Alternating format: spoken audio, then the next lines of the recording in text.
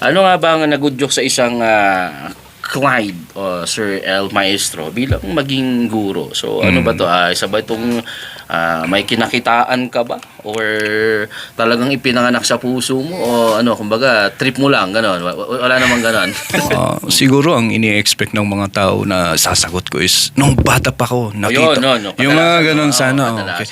Nasa puso ko na yung pagiging teacher, ganun siguro ang gusto nilang marinig. Kaya lahat po ng mga sinasabi kong yan, hindi po yun ang nasa isip ko.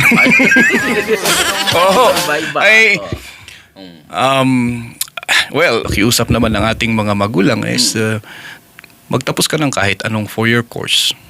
And then bahala ka na pagkatapos. So, ang balak ko sana noon, pag magti-teacher ako, kasi mahilig ako sa history, is secondary education, major in history, in social studies. Nung tiningnan nila yung grade ko sa university, nakaw! Ano? Nakakaawa. Malnourished. Malnourished yung grade natin sa high school. Kumbaga sa history, walang future. Walang future.